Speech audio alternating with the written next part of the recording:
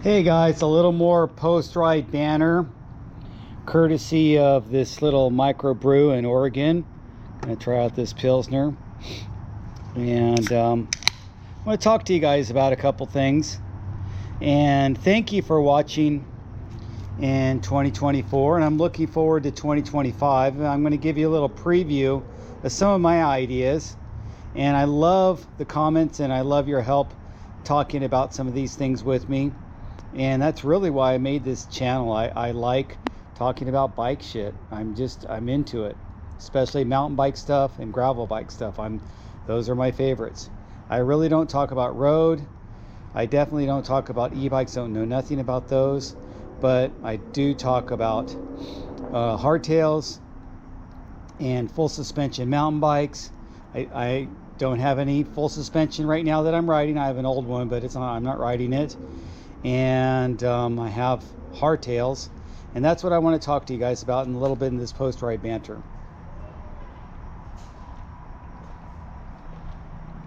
So let's think about when you are deciding about building up your next bike. Are you thinking about the wheels and the tires that you'll be using on that next bike? Personally, I put a lot of thought into that, and because literally this is where the rubber meets the road, right, with your wheels and tires. So when I built up this Hayduke, I knew that it was capable of 275 plus, and then the 29er that I have on there now. Now the 29er I have on there now is almost like a mid plus, because that's an I-40 front rim, an I-35 rear rim, but you could see this is the first gen Hayduke, how close it comes to fitting in there. And that's with that 29 by 2.5 Escar Warwick tire. And I like that tire. That tire is basically a copy of the Maxxis, the Maxxis DHR. It's like a little more shaved down, but almost like a DHR. And this, I really feel this Kessel is just like a DHF, except it's tan wall and it's not Maxxis and it's not warped. I don't know. I tried getting into Maxxis, but every other tire I would get from them were warped. That's when I started getting into Terravel. And I'm going to show you these Teravels I haven't put on yet, but these are discontinued, so I got them on blowout 275 by 3.0. Now if you look what's on my 275 plus wheels right now, it's these Kenda Havoc Pro, and this is a 29 by 2.8, I mean 27.5 by 2.8, and on the rear it's an I-40, on the front it's an I-45. So it's just stepped up a little bit from what's on my bike right now. But these tires, look how tall they are. They're very tall, and they're really stupid light. It's amazing how light they get them and how good that casing is. And of course, what adds to the casing is I got Cush Core Wide in there, and that helps toughen up. I think it toughens up the casing a little bit next to the bead, because it's pushing it into the bead and there's less chance of it pinch flatting your tire. And I've had a pinch flat tire with some tires before and I didn't like it. So that's what I'm thinking about. This bike right now, the way it sits right now with these really light wheels, I mean they're light because of the bird spokes, but they're not light because of the rims and the tires. But if I put lighter tires on there, I guess it would be lighter. But this bike sits at 32 pounds right in there, and it's steel and I love it. It feels great. But what if I were to get the Thai Hayduke? If I got the Thai Hayduke, it would drop it about 1.5 pounds. And I would still be able to go 2 wheel sizes, 275 plus or 29, plus the 29 would be able to go to a bigger 29 and back, and have a 29 that's with a tire that I can fit a little bigger tire in there. So that's what my thoughts with that. Now let me take you to my other thoughts. Now, you know, I love this bike. I just made a video called Silent Ride, Holy LP Ride, because the Strava section is called Holy Descent, LP Holy Descent. So I'm going to make a play on that, and I did LP without talking, and I did one of my best times today, and I always do my best times on technical single track on this bike. The Geo is a little bit slacker, just a little bit longer. The stack height actually I think is a little bit lower, but partially is because I have a 120 fork on here. This has a 130 fork.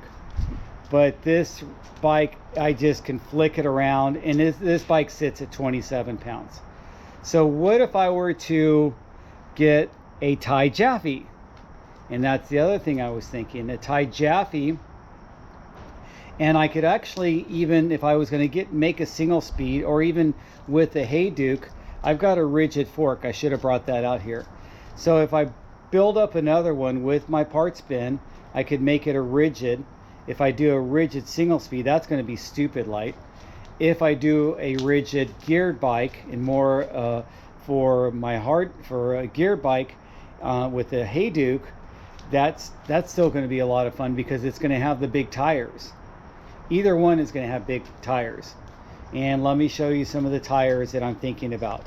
So obviously I'm going to use these tires for the 275 plus. Then I've got this for the 29 plus, or almost plus. These are tires if I want to go down and make it a little more racier. Havoc Pro only comes in at 275 by 2.6 now, but I really love the Kenda tires, and they're really light, and in the casing they've got some secret sauce. So if I'm going to do a single speed plus, I'll be using this wheel with the Onyx hub, and look how wide those flanges are on that single speed specific hub, and then these Stan's Baron CB7 rims. I love these rims. So I haven't mounted that up. I need to retape it and put some new valves in there. I've got some new wolf tooth valves that I want to put in there. But that's the other thing too. I could make a really nice light tie rigid single speed that I used to have until I cracked that frame of that 7. So I could go tie with the Jaffe or tie with the Hayduke. But then I'm also thinking, I've never had a custom steel, and believe it or not, a custom steel would drop about a pound from these production steel frames. When you go custom, they thin wall it out, and they make the tubing more specific to the size of the frame, and they work with you, and they talk to you about what your needs are, so they can build a really nice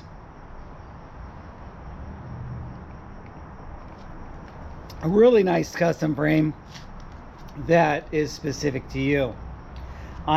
These are both small, and I'm kind of in between a small and medium. So that's my other thought. And if I went custom, it would be a Manzanita, I was thinking, and then the one that up in Northern California. Oh my gosh, I'm forgetting on the name.